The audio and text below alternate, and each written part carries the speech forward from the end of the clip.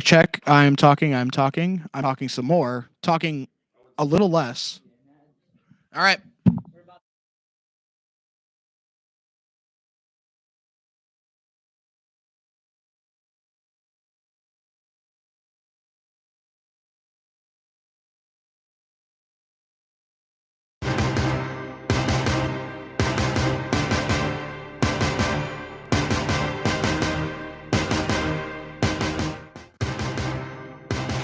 Hello, everybody. Welcome back to another edition of Halftime on the Hudson. I am your host, Jimmy Chantulis, alongside my co-host, Luke Most, and we're doing something a little bit different today. Today, we have a bit of a panel segment going. To my right, we have Nick Sharito. You guys all know him, love him, Dorito. And on Luke's left, we have Lil D, Derek DeGallo. Now, let's kick things over to our discussion topic for tonight. And yes, it is going to be one discussion topic for this entire segment because it is the World Series. Game 5 actively going on right now. Dodgers and Yankees all tied up, 5 apiece. However, let's not talk about that game right now. Let's take it back to where we all started, back in Game 1. Dodgers took that game 6-3. Nick, I want to hear your thoughts about how that game shook out. As a Yankees fan, it was very disappointing. You're up 3-2. Runners on first and second with one out. Oswaldo Cabrera could have made a play. Unfortunately, runner got on. Then Boone decides to go with Nestor Cortez. Considering that Shohei Ohtani was at the plate and he's had massive success against Ohtani throughout his career, having Cortez face Ohtani made sense. Got him out on the first pitch he threw.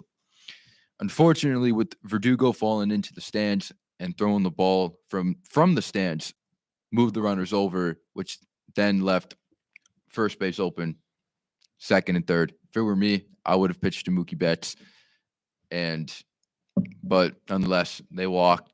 Mookie, Freddie Freeman comes up. And grand slam. I know you just said it, but Mookie Betts is inevitable. He is by far. Imagine if the Red Sox had him. Imagine if the Red Sox had him. Imagine if the Yankees had more World Series championships in this century. You do realize that the Red Sox won 5 World Series before the Yankees won their first? Like, relax, buddy. Oh, well. Anyways, like I said, Freddie Freeman is in fact inevitable. He is on an astronomical streak of hitting home runs in the World Series dating back to his currently days with 12 with RBIs. He's series. Insane. Now, Luke, 12 RBIs. I know me and you being the only non-Yankees fans here, I want to hear your thoughts on how the Dodgers have been so far. Well, I got to say, I love seeing the Dodgers so successful right now. They got some former Red Sox, Mookie Betts. They got Ryan Brazier, who did haunt, the Red Sox bullpen. But Kike Hernandez, who's awesome as well. And, I do have to say, Freddie Freeman is the man that haunts Yankees fans' dreams. He has been absolutely killing the Yankees so far in the World Series and doesn't really show any signs of stopping right now. Derek, you look a little miffed over there. Why is that? Because my New York Yankees are trying to go for their 28th World Series, and you make a trade in the offseason to get Juan Soto. Fantastic. He's done everything, but guess what? The question mark is the offense. And the offense, time and time again, you look at the first 3-4 games, first 3 games in particular, the offense just is basically pretty much silent throughout. You score a couple runs, but you know what they say, you score 2-3 runs in a World Series game, the majority of the time you're not going to win. That's what's happened so far, at least at the beginning. Game 4 turned it around, and then we're in Game 5. But offense is the biggest question mark for the Yankees so far in this series, and it's tough. Yeah, I mean, outside of offense for the Yankees, I mean, Giancarlo Stanton has been unbelievable in this series. I mean, he's been one of the only playoff risers that I feel like the Yankees have really had outside of Soto. I'm not discrediting him whatsoever. He just stays consistent. He just stays consistent. But yeah, I mean, Stanton has been unreal this postseason, and especially in this World Series, at least keeping things somewhat competitive for some of these games. But I mean, when you talk about your offense, I feel like you can't talk about offense without Aaron Judge or the lack thereof, I may say. Nick, I'm going to bring it back to you here. Why has Aaron Judge, outside of tonight's game, fallen off the face of the earth? I think it just comes down to he's pressing. He knows he hasn't played well in the postseason, and he's trying to play well. He knows what he has to do, and it just seems like he's trying to force it. In the regular season, he lets the game comes to him. He takes his pitches. Game 4 last night, I believe it was 11 pitches out of the strike zone, and he didn't swing at 10 of them. Previously, he was swinging at 90% of those pitches out of the zone, which he never did in the regular season. That's why he led the league in on-base percentage and walks. He's not doing that now. He's forcing it, and unfortunately, it's affecting the Yankees greatly. Resident Yankees fan down there, Derek. I want to hear what you have to say about what Nick was just talking about. I don't think it's just Judge to blame for it. It's the entire offense. The problems are in the regular season. What were they? Slider away against right-handed hitters. It continues to be the problem in the postseason. That's an issue. You know what you do? You don't swing. You know what the success has been in the postseason? Juan Soto, first pitch, doesn't swing. He makes sure that there is a strike on him before even swinging. You see it with Verdugo. You see it with Volpe. You see it with all these different guys. First pitch, off-speed stuff, and you swing and you pop it up, you miss whatever it is. It's just the inconsistencies with a off-speed pitch on the outer half against right-handed hitters. The lefties, I get it. There's a couple of lefties. You kind of mix and match. The offense just hasn't been there in terms of Judge. I mean, Nick hit it right on the nail. I mean, he's just chasing pitches left and right. And even when there's not a chase pitch that he's going for, fastball, you can throw it right down the middle at certain points early on in this game. They were right in the strike zone. He's popping it up. It's about that level playing field. It's about that getting that leg up, number one, and then following through. And that's the biggest thing. The timing right now for Aaron Judge is not right. It's got to get that foot up and then get back and then let it drive. He's getting it up late, and then his hands aren't back to drive. That's the biggest thing when you're talking about Aaron Judge. I don't remember if it was yesterday or game 3, hanging breaking ball, usually a pitch that you see him mash. And when he hit it, I thought he got it out. Turns out he hit it off the end of the bat, and it was just a lazy fly out to left field. I do believe perfect example. Do believe that was game 3, and Game all Yankees faithful did think that was absolutely I gone. thought that was. There was another instance, ladies that and was gentlemen. There was 450. another instance like that in game 5 that just happened about 15, 20 minutes ago. So again, it's like I don't know. Well, that one was a little bit different. It was inside. Just Yeah. didn't get the barrel to it. Fair enough, but that wasn't a timing issue. Yeah. But I want to move. I want to bring this back to Luke here. They're talking about all this offensive inconsistency for the Yankees, but I want to hear what the Dodgers have to do with all of this. I want to talk about why their offense has been so explosive and why their defense has been so shut down. Yeah. In the case the of pitching? the Dodgers, I mean, all year we've seen it. They, are arguably the best team in baseball. Their offense has not slowed down in the entire run of the playoffs. And, I think that a lot of it has to do with their pitching, which, maybe not as evident tonight or in the last game, but it was a bullpen game, which is the same game that they dropped to the Mets. And I think that for the Dodgers, they are so solid. Their bullpen is so solid that I think that for games like last night, you can't really expect a sweep in the World Series. I mean, you might want to, but this is the Yankees we're talking about. And as much as I hate the Yankees, they are also one of the MLB's best teams this year. And, for coming out so strong, winning both games at home and stealing one from the Yankees, I think that even if the Yankees pull off a win tonight, that this series belongs to the LA Dodgers. I don't want to throw any bias out here or anything, but I did think that the Dodgers were going to take this series in 6. Them jumping out to this massive 3-0 lead to start, and then of course losing last night. I didn't really expect it. I thought it was going to be, really back and forth. I mean, it's the top 2 teams in baseball, both 1 seeds. I mean, some of the highest payroll in this league as well. So, I mean, it should be a marquee matchup, but it just felt like the Dodgers were simply outclassing the Yankees up until last night. Now, to my Yankees fans, why is that? But now the fact that they're able to, turn things around and at least square things up with the Dodgers tonight in this game. Why is it that the Yankees fell behind and are now righting this ship? Well, I believe that one of the big reasons why they fell behind is that everybody was trying to get the big hit, even when there was nobody on base. It just seemed like they were all swinging for the fences, and it's kind of been how they've been playing throughout the postseason. One of my biggest pet peeves was they haven't had a rally. Now, they had a few last night. I would say that they've had some today, but for the most part, most of the runs have been off of home runs. And when you're not hitting home runs, you're not going to win any ball games. And that has sadly been the case. But tonight and last night, they've been playing small ball, drawing walks, taking it one pitch at a time, and it's been working. And even when they had opportunities earlier in the series, especially in I think game one, they had some big opportunities that they didn't cash out on. They didn't because they were swinging for the fence. Derek? I think it's pretty simple. You talk about that last game in Game 4, Volpe running blunder, base running an issue. It's been an issue for the Yankees. They're bottom 5. If you don't want to say they're the worst, they're certainly down there. Guess what? You make a mistake. What is the most important thing about sports and baseball in general? Cashing in on mistakes. How do you learn from those mistakes? How do you adjust? Anthony Volpe says, okay, I got Sean Stellato in the crowd. I got Tommy DeVito in the crowd. You got Ben Leeds in the crowd? You got Ben multiple Leeds, guys The in the Costco crowd. guys. And you know what you say? You say, okay, I get a slider low, middle. All right, I'll just, hit a home run casually. Let's see what happened. And then guess what? Later on in the game, Austin Willis says, hey, my chicken parm buddy got a home run. Let me do the same thing. Biggest thing for the Yankees right now, chicken parm sandwich. I had one on Monday. I'll make sure if they win today, if they are able to win today, I'll have a chicken parm. Basically, Did you have one until yesterday? this World Series is over.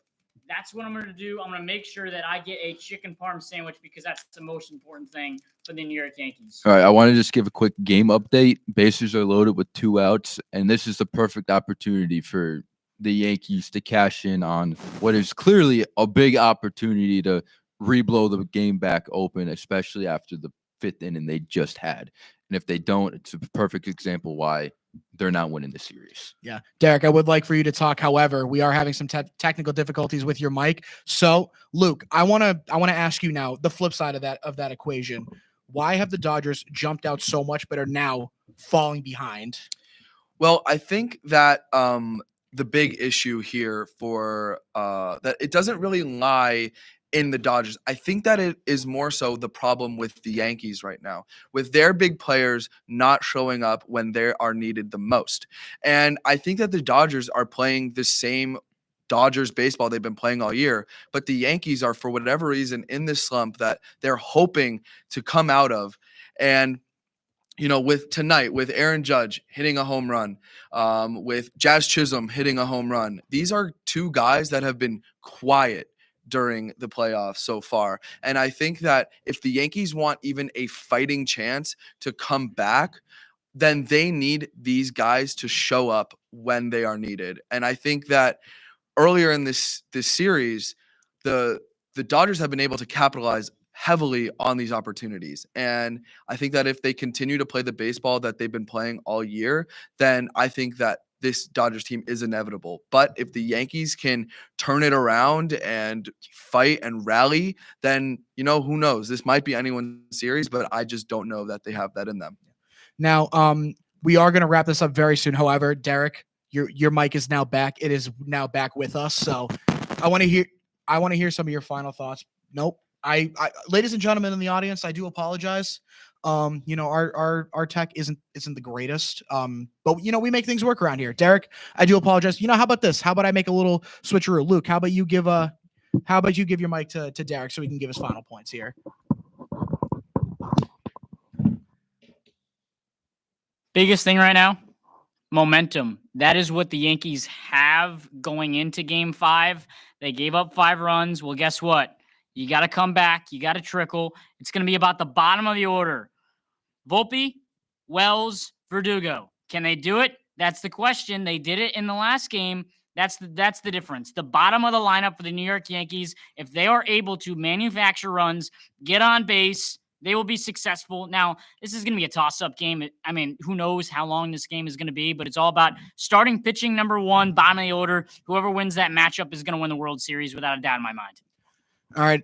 Well, with that being said, Derek, Dorito, Luke, thank you very much for this brand new edition great being here. of our panel segment. I mean, I thought this went very well. Some great conversations we had here. However, ladies and gentlemen, please stay tuned because we have a riveting debate coming up on Prove Your Point. Stay tuned.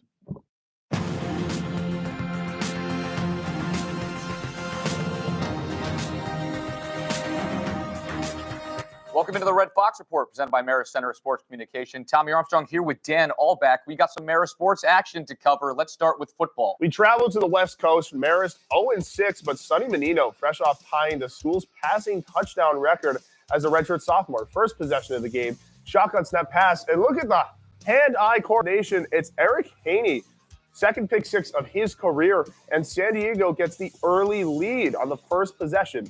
With a 2-score lead in the second half, Marist gets a big third down stop, but senior kicker Aiden Lehman, a monster 52-yarder to get up 3 scores in the third quarter. Sonny Menino still trying to get a score for his team. Play action pass, and it's Mohamed Diawara who sprints into the end zone. That's his 4th touchdown of the season. Marist within 2 scores. Another look at this one. Just a masterful look at the first read. Menino gets another one. A San Diego touchdown, though, and a turnover on downs for Marist. Sargent drops back, gets it to Heverly. San Diego 15-1 all-time against the Red Foxes. Marist women's soccer hosted Niagara, looking to snap a 5-game winless streak. Second minute, no score. Cross into the box, just gets beyond the goalkeeper's reach. It's Sofia Casano there for cleanup service. Casano's first of the year, the early goal gives Marist the 1-0 lead. Not done just yet there. All the way into the second half, 22 minutes left, still 1-0. Anna Maggi sneaks one past the goalie, and you could see it in the excitement. It's another first goal of the year for a Red Fox. The slip pass, Maggi just the one touch, gets it by the goalie, and now Marist building on the lead. Under a minute left, free kick Niagara, last chance for them, but it doesn't matter. Denied by Maddie Catalanati, her 5th shutout of the season, as Marist gets their 3rd win of MAC play. Marist volleyball taking on Merrimack, hosting them for the pink out game. Jamison White, season high with 8 kills the game before. Merrimack up 22-9 early. Taylor Miller receives the serve but hits it too far. Merrimack going to take the first set 25-11. Tied 23-23 in the second set, and some miscommunication by Marist leads to the Merrimack go up 24-23 in the set point, winning back-to-back points, and we got some crazy action on this one. Marist up 25-24, needing a crucial point to stay in this one. One gets blocked, but it's Avery Bryant that has a spike that misses wide. Marist wins the second set 26-24. Fifth set tied 13-all. Caitlin Owens' serve just goes a little too far there. Merrimack takes the lead with the match point. And Sarah Dossage, a spike on this one is going to get blocked here by Aubrey Baker and Thurlow. Merrimack wins a competitive match. More soccer, this time on the men's side as they head to Iona aiming to extend a 2-game win streak. Scoreless after 5, Iona some early pressure, but Jamie Lowell punches it away. Quick scare, but quick reaction keeps the game scoreless until 30 minutes in. Iona's Alvaro Mineiro puts the Gales on the board. The acrobatics give them a 1-0 lead. With 5 minutes remaining in the first, Marist looking for the equalizer.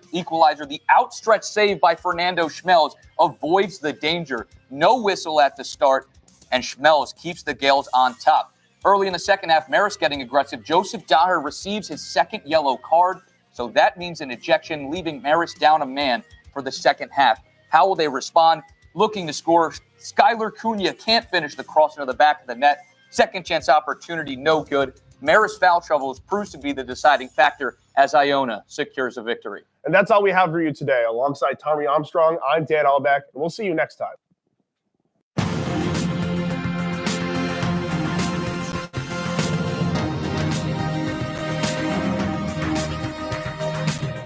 We welcome you back to the Marist Minute. Alongside my Minuteman Nick Sciarrito, I'm William Rosen. Nick, let's head into some women's soccer. They would have a hard task of trying to slow down Fairfield's Maddie Theriot, tied for the MAC leader in goals. In the 19th minute, Theriault puts it in the back of the net for her MAC lead-in 9th goal of the season as Fairfield would go on to win 3-0.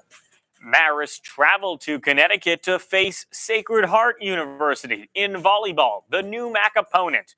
Marist down 2-1. Cameron Luganbolt gets the 19th kill of the game to set up the Pioneers' win. Marist takes a loss on this one. Men's cross country took part in the IC4A championship in the Bronx. The team came in 15th out of 24 schools. They were led by best times from Gabriel Rodriguez and Kieran Donnelly. The men's rowers took part in the Head of the Charles Regatta. The varsity 4 finished 10th after a start in the 32nd, and the alumni 8 finished 17th.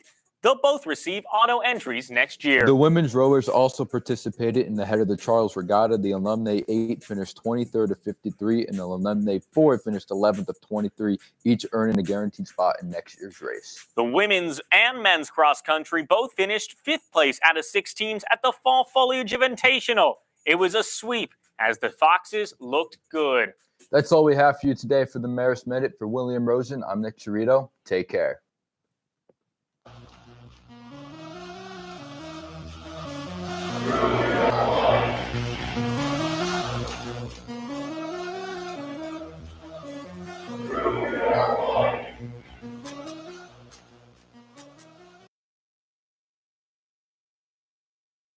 Point. Welcome back, everybody, to another exciting edition of Prove Your Point. I'm your host, Jimmy Chantulis, and today, like I mentioned in the previous segment, we have a fantastic matchup. 2 heavy weights. This is a bout for all the ages. Let's get things started. On my right, the challenger, Tom Tricoli. Oh yeah. Good, Tom. Tom, great to see you. Great to see you. Yeah, oh yeah, Tom. It's a pleasure. Take a seat. Yeah. You know, I love the walk-up music you chose. It's great. So, tell me a little bit about yourself. So last time, probably on Prove Your Point. I'm still looking for that first win though, and I think I got a pretty easy matchup. I'm gonna say. So. Wow. Just so we know, I'm gonna have to have you, speak a little bit closer. To I'm sorry. Closer to that microphone. You know, we want our live audience to be able to hear you properly. Of course. Now, for your competitor, let's bring him in. On my left, we have Sam McNamara. Oh yeah. Bring him in. Strobe lights. No music for you because you lame. No music. Here it is. The show goes on all night till the morning. We dream so long. Anybody ever wonder? They would see the thunder. Just remember when it comes out, the show goes on all right. All righty. Sam, a pleasure to have you back here. Now, me and you got to co-host the last time we were on together, but you're in a different scenario. You against Tom. Like I said, ladies and gentlemen, this is going to be a fantastic matchup. Now, I will digress to the audience. I was not briefed on what our topics of discussion were for tonight, so I'm going to let my live debaters handle that for me. So, first things first, Sam, let's have you kick things over with our first topic. So, to start, what do you want to start with? We should talk about the playoffs. We're mid-season in, but who's going to be a sneaky team? I have the Arizona Cardinals. They're 4-4 right now, tied for first in their division, I believe, and they've played good teams, and they've played great teams really tough, even if they haven't won. The Bills game, week 1, played outstanding. They beat the 49ers, I believe, by 1 point. The Cardinals are legit. They're not the same Cardinals from last year. Already have the same amount of wins that they did last year, and we're 8 games in. Kyler looks like Kyler Murray should. That's your sneaky playoff team. All right, I hear your point. I think there's definitely some consideration you could give to the Cardinals there, but my eyes are on a different NFC team. I'm looking at the Bucs, who are also 4-4. The Bucs are definitely a sneaky candidate. I would say if you made that point maybe 3 weeks ago, it would seem like an obvious choice. But with recent injuries to the team, their playoff potential has definitely been put into question. But I would point to their last 2 games where they have not had Godwin and Mike Evans for the full game. And even though they've lost those 2, they played extremely close games to extremely good teams. They lost one to the Falcons, who are leading the NFC South. And I would say, kind of similarly to the Cardinals, are not the Falcons of years past. The Falcons have looked really great this year. Bucs played a really close game, could have definitely gotten it there. And then my mind is blanking me on the other team that they had played the week previous. But The Ravens. The Ravens, thank you. But again, Having your competitor help you out here, what's going on? I mean, we're good guys. The fall off needs to be studied. Your point is that the Bucs lost 2 of their best receivers, yet they're still going to win games, even though they lost the 2 games. Their best receivers didn't play it. What is that? No. What is that? The point is that they're playing good teams really close, even without them. The schedule gets easier only as the season goes on. They still have games to play against the Panthers. They still have games to play against the Saints. There's a lot of wins on that schedule for them. Just because they lost to the Ravens, I'm not hitting the panic button. You know what I mean? Just because they lost to the Falcons, a really good Falcons team, I'm not hitting the panic button. I mean, they were as within good as one, Baker is, they were within he has one. a lot of picks Hey, on the season. They were within one possession of beating the Falcons, a really good Falcons team, mind you, without Godwin and Mike Evans. Godwin obviously is done for the year, but you're going to get Mike Evans back at the end of November, presumably, hopefully. So I would still take the Bucs as a sneaky pick into the playoffs. I mean, I guess, but without Godwin, who, mind you, was probably the best receiver in the league, like just pure stats wise, how can they recover from that? Because yes, they play easy in division teams, but they still play tough teams. Every game you're not guaranteed to win. Yeah. So we'll see. I still say the Cardinals. All right. Now, I would absolutely love to hear you guys talk about this because I like both teams. I really do. I like the Bucs. I really like what they put together with Baker in his receiving core. It really does suck seeing both Evans and Godwin go down in the exact same game against the Ravens. And again, the Cardinals, flashy team, fun. I like Kyler Murray a lot. Marvin Harrison's been getting a lot of unnecessary hate. He's just a rookie. And, living up to his dad's expectations is, I feel like it's not really attainable for a rookie like him. I mean, he's great. Don't get me wrong at all. Still a dog. Still a dog, absolutely. However, our live in-studio audience is currently voting on this topic right now. So with that being said, I want to kick things over to our second topic of debate. Tom, I had Sam start last time. Let's have you kick things off here. Yeah, so, obviously, like you said before, we're at the midway point of the NFL season. So the award conversation kind of begins around this time. So I would like to discuss the MVP for this season, and I'm going with Lamar Jackson. Just talking about the Ravens before, Lamar Jackson has looked like an elite passer this season. Over the last 5 games, he has 13 touchdowns to just 1 interception with 116 passer rating. He's been efficient. He's been really smart with the ball. They just added Deontay Johnson as another target in that offense. I think Lamar Jackson's numbers are going to continue down the path they have. And honestly, the upside that comes with him as a rusher is something that no other quarterback in this league could match. I'm keeping an eye on the Ravens for sure. They're in a very tough division against the NFC North, but they've really held their own to this point in the season, and Lamar has looked fantastic in that time as well. I'm going to have to be a little bit of a fact checker here. Tom, I do believe you mean the AFC. Oh, AFC. I'm sorry. That was a stutter. I'm sorry. I know. So, Tom, you make a very compelling argument for Lamar Jackson. But there's a quarterback that has played even better with less talent around him and better numbers.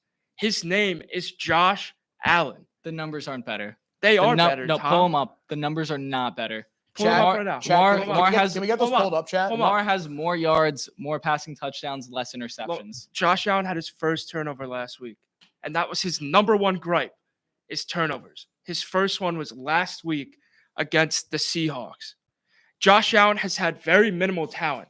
You could say, yes, Lamar is insane, but I don't know. He has one of the best running backs in the league. Zay Flowers is an emerging star. Mark Andrews is a proven veteran, although he hasn't done a lot this year. He's a proven veteran. That offense is stacked. Josh Allen just has a bunch of wide receiver threes on that team, and now Amari Cooper, he doesn't have a lot to work with, and he's getting it done. I just want to butt in. I just looked it up. The only category, like major category, that Josh Allen has a better, statistic line for is interceptions. He has 1 to Lamar's 2.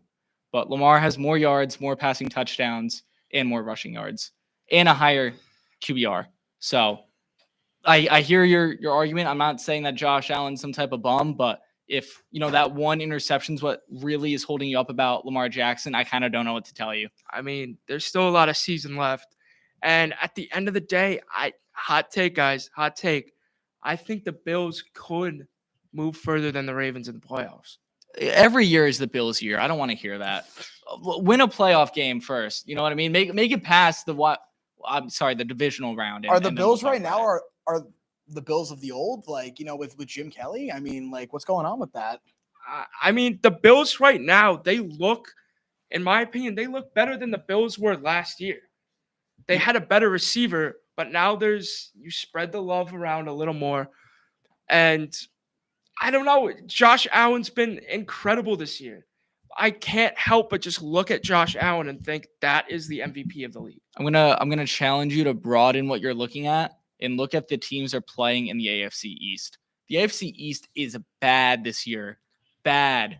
Lamar Jackson in the AFC North is facing much tougher competition and is proving to put up better stats. Okay, but Jimmy, can you fact check me on this? I don't think the Bills have played the Patriots yet. They have not.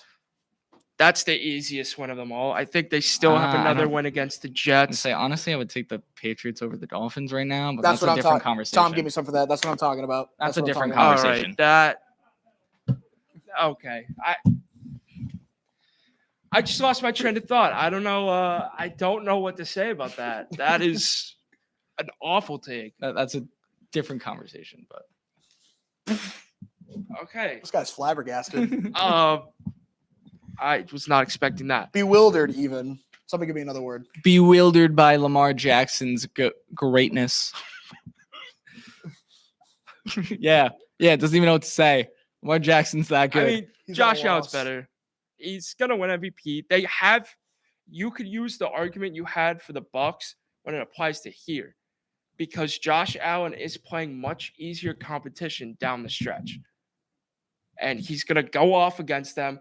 Sorry, Jimmy, but he's gonna light it up against the Pats. But the Ravens are not playing easy competition now. The Ravens are still playing really good games. The Ravens are going to continue to play really good games. I feel like so good games mean that's not an you win equal MVP. No, that's not an equal comparison. I'm just saying that Lamar Jackson is already proving to put up very good numbers against challenging opponents. Just because the Bills' schedule gets easier, I don't really think changes anything. Sam, I'm going to let you get this 1 point off, and then we got to move things on here. I mean, that argument I don't think is correct, because as you play easier teams, you are going to have better numbers. You're going to, in a way, stat pad more, and that's what these MVP voters are looking at right now. Stats? You're saying it's empty stats? All right. Look, like before, I love these conversations because I love both Josh Allen and I love Lamar Jackson. I think that they're some of the brightest stars in this entire league. Lamar, already a 2-time MVP, potentially could be a back-to-back like Tom's trying to argue. And Josh, who, for all intents and purposes, has been, runner-up or in the top 3 for MVP considerations for the past 4 years. So, I mean, could this be the year that Josh gets it done? Or will Lamar be a back-to-back MVP? That's for you guys in the live audience to decide on. And let's kick things over to our final topic of discussion tonight. Sam, I open the floor to you. So when we talk about the best running backs in the league, there's a lot of names that come up. One that has been absent, who, I'm just going to say this right now, future Madden cover, future All-Pro, future Offensive Player of the Year, from our own New York Giants running back, Tyrone Tracy Jr. There's no way this is real. This is real. This is real. I'm so glad he's going first because he's going to dig his own hole, and then I could just go ahead. Yeah. Talk about stats, whatever. He has been electric this whole entire season. Meanwhile, it's his second year at the position. I don't even know if Giants fans in the audience agree with you. I don't care. I'm a Giants fan. I go to don't bed care. every night with a with one of the banners that they You go sold to bed every after night with the Super Bowl. After the last Super Bowl they won. I sleep under that every night. I love the Giants. Dan's mocking me back there. I love the Giants. That's an insane take. I mean, every game you look and you see this guy is incredible. He's a fantastic runner. He, again, 2 years at the position. 2 years at the position. I would take him over any other running back in the NFL. Sam, I just want to, again, going to the stats on paper, I'm going with Derrick Henry, obviously the best running back in the league right now, nearing on 1,000 yards, and it's only what, week 9? Unreal numbers coming out of Derrick Henry. But if you were to take Tyrone Tracy's numbers, and I hear I know where you're going to go with this. You're going to be like, oh, well, he didn't start as the starter of the season. He hasn't gotten the same amount of attempts. He hasn't. Yeah. So if you double his attempts, it's still less, significantly less than Derrick Henry's numbers. He's missing about 250 yards. His yards per average is significantly lower. The touchdowns are nearly half. The only category that I would say Tyrone Tracy has over Derrick Henry is that he has more reception yards to this point, which, like, all right, still under 100 yards on total for the season. Versatile running back. Oh, yeah. That's what the versatile. modern day running back is. Doesn't have He's a guy that doesn't have a can catch the receiving ball touchdown, out but of- Derrick Henry does. That's cute. That's cute of Derrick Henry. It's real cute. Yeah. But he has the elusiveness. Your future Madden cover athlete Yep. isn't within the top 35 in any statistic category measured for running backs. That is wrong, actually. All right, maybe can we he's get yards some per maybe he's like carry? fact 32, checkers? maybe he's 34. I don't Yards know. per But carry, I believe he's top 30 in. The rest, You believe. You don't know this by heart? I mean, Sam. he's the best running back. also he's 24. He's yeah, 20 he's 24 and he's doing that. yeah. First season and he's 24. He's fucking old. Oh, sorry. He's old. He's old. Wow. I mean, yeah, 24. That's fine. What do you have in knock? No, I'm just saying Knock on these for your- athletes for coming your- in old. Huh? What's the issue? to be playing your first year really as a starter in the running back role. Derrick at Henry age didn't blow up 24. till he was 25. Okay, and Derrick Henry will be 10 times better all time than Tyrone Tracy ever will. Tyrone Tracy, He's gonna be 2,000-yard season next year. I'm calling it. he's gonna be one of those athletes you remember when you're playing the NFL gridiron every day. Like that's just gonna come to mind in a couple years. I don't mean to butt in here. However, I have been given live in studio stats of Tyrone Tracy this season. 73 carries, tied for 34th in the league. All right, so you got me by one. And 376 yards, Dog. 27th in the league.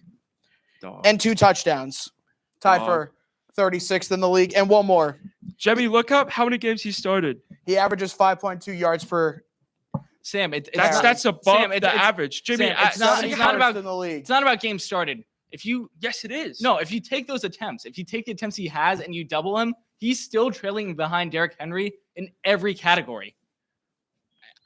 Oh, that's awesome, but he still hasn't started every game. Why does it matter? I'm giving picking- I'm giving you the benefit of the doubt that if he were to start every game and he's had the same amount of attempts in those games, he still would be less. I doubt he would have the same amount of fine. attempts. All right, But one final argument for the two of you. One final All right, argument. Sam, you I'm go calling first. it here. You go first. So one thing is the Giants' whole offensive scheme is how do we get the ball to Malik Neighbors, right? And he's still been an insanely good running back. The Ravens, it's all about Derrick Henry. It's all about running the football. Tyrone Tracy has less to work with, and it's done so much more with it. I don't know how you look at the Ravens and you say it's all about Derrick Henry And I when said, Lamar and Jackson's having an MV caliber season. I just said Zay Derrick Henry and Flowers Lamar is- Jackson. Probably like borderline top 10 receiver in the league right now. And there's tons of other weapons on that offense. Like, All right. It's time. Gentlemen, before we announce the winner here, I want to say a big thank you to the two of you. You know, you guys This is a really great debate. You know, we have an in-studio shot right there. Look at that, ladies and gentlemen. Our rousing fans, they love you guys. I love you guys. However, there can only be one. And let's see who it is. In the first topic of debate, winning 8-7, Tom, you took that one. Dude, that was a close. Tom, you took that one. That was split. All right. Second topic of debate. Winning 9-8. Sam, you won that one. All right. Where'd those 2 extra voters come from? Stop the count. Illegal mail-in voters. I don't know. I'm whatever. However, winning in an absolute landslide in the last topic, Tom absolutely crushed. You dug your own grave arguing that.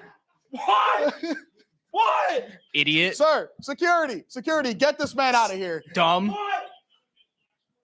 Matt, future Madden athlete, my ass. All right, ladies and gentlemen, that has been Prove Your Point. I do apologize for, him storming off, but security has tracked him down and they have put him in a holding cell for the night. So we're going to move things over to our final topic tonight. It's the grid. Me and Luke back at the desk. Stay tuned.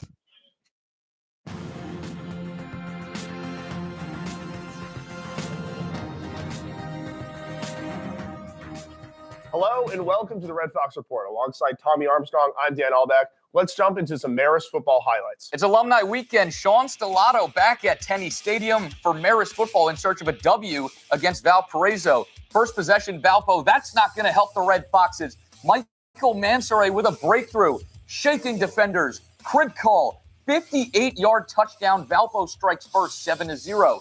Next possession, Marist first and goal. It's Tristan Shannon into the end zone for his first touchdown of the year. Full-length response to tie the game. Still 7-7. Red Fox is looking to strike before half. Sonny Menino scrambles, surveys, finds Will Downs for the score. 14-7 lead Merritt. Half not quite over yet, though. Mansoray, full head of steam, gets in with the entire Beacons offense helping him out, all tied at half. Only score in the second was a Valpo field goal. Game on the line, 4th and 1, 55 seconds left. Marist for the win, no good. Victory, Valpo. Marist still in search for a win.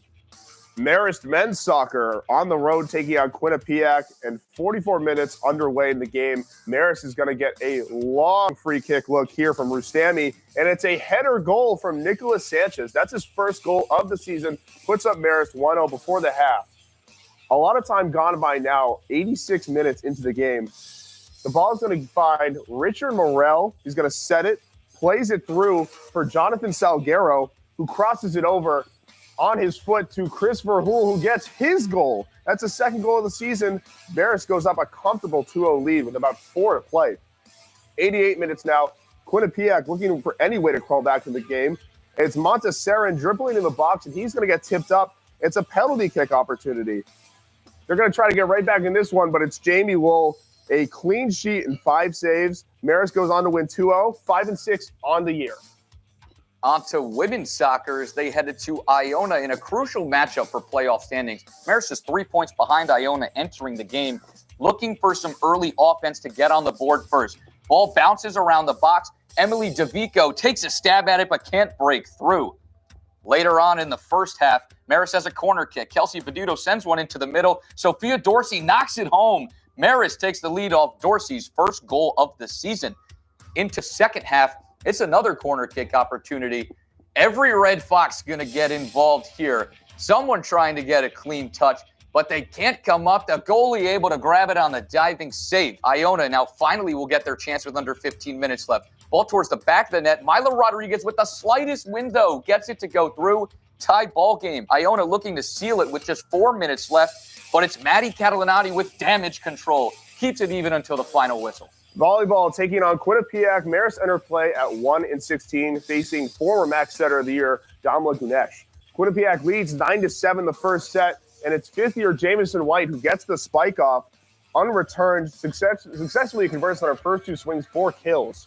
24-18, it's sophomore Cece Potter-Pessoa. She can't get the return save from Damla Gunesh. Quinnipiac wins their 10th consecutive set. losing 12 of 16, leading 24-21. White gets another great kill there. White's 4th of 8 kills ties the match at 1. Game point of set 3, 24-14. Sophomore Trinity Woods gets it up, but can't contribute. Spike over the net, notching attack error. Quinnipiac can win the match, leading set 4 of the game. It's Alexandra Tenen gets her 5th kill on an unreturned spike. Marist loses and falls to 1-17. That wraps up this episode of the Red Fox Report. For Dan Allback, I'm Tommy Armstrong. We'll see you next time.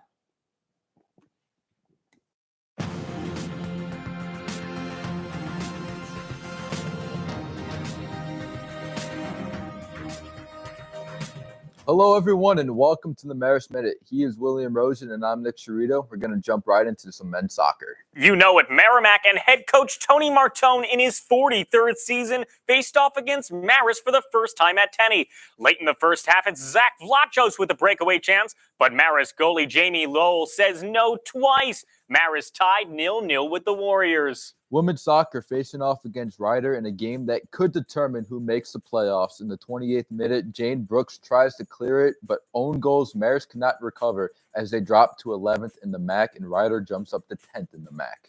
The men's rowing team faced and raced at the head of Sokol Regatta. Their best finish came from the college novice 8 pair, who took gold with a time of 11:58. Women's rowing also took part in the Head of Fish event. The team finished second in both the collegiate pair and the Frost 4+ events, respectively. They also finished 8th in the collegiate 8s and 11th in the 2v8s. Both men's and women's tennis competed at the ITA regionals, and the highlight of the tournament was Katerina Asi's defeat over number 1 ranked Stephanie Yakov. Marist men's and women's swimming and dive hosted Ryder in a joint meet. The men's Oscar Bierin take 2 first-place finishes, and the women's Anna Hoskovec dominated in the 1,000-yard freestyle. Alongside Nick Cerrito, I was William Rosen. Thank you for tuning in to the Marist Minute. Take care.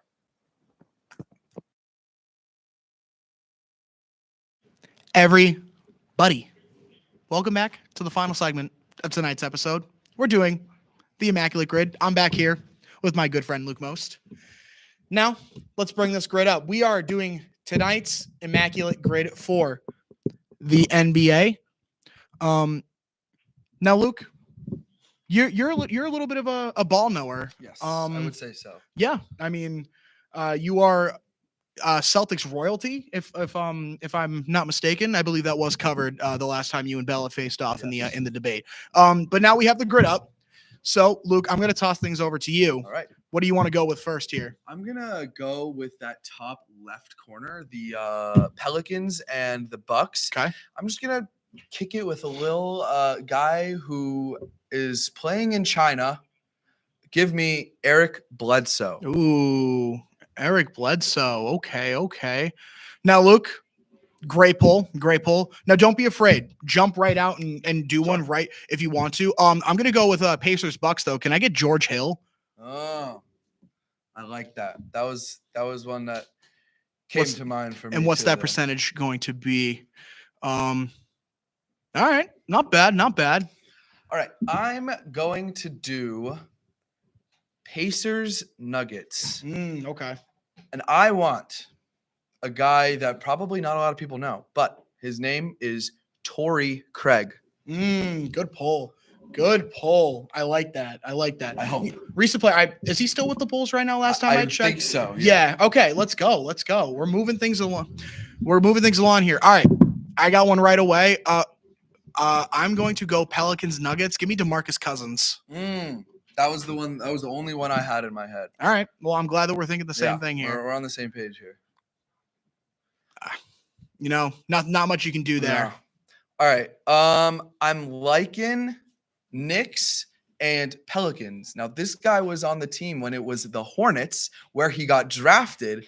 Give me J.R. Henny Smith. Ooh. Bang.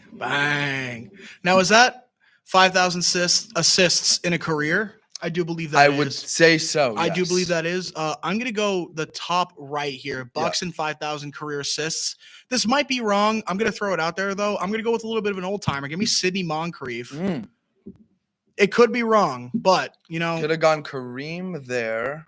Nah. you know, No go. can't win them all. Can't win First 'em grid all. we've lost on the show. Yeah, you know, according to Thank you for our stats crew back Yes. in the truck there. I'm gonna give that one a Doom, guys. Doom. I'll take that one on the chin. I really thought Sydney was like that. All right, we need a bit of redemption here. I'm gonna go with 5,000 assists on the Nuggets. Chauncey Billups. Good pull. Good pull. I know for a fact that's right. Bang. Yeah, absolutely. Bang. Absolutely. Now, like I said, by all means, go right ahead. All right, I think I could complete the grid. Go for it, please. All right. In that middle, the dead middle, Knicks Pacers. yes, give me Bojan Bogdanovic. Okay. Nice. I like it. Bang. Bang. And Okay. then I think this one's one's kind of easy. yeah. And I'm gonna just clear the grid, just end it. I think you can agree. I can agree here. Walt Frazier. Give me some. Let's go. Boom. You know, like I said, you can't win them all. However, I feel like that we showed off our ball knowledge a little bit here. I'm still upset that I got hosed on Sidney Moncrief there. I really thought Who he was cares like about that. assists anyway, All right. Well, with that all being said, ladies and gentlemen, thank you so much for tuning in to another episode of Halftime on the Hudson. For Luke Most, I'm Jimmy Chantulis. A big round of applause to our in-studio crew, everybody who participated tonight. We really do appreciate everything you do here for MCTV.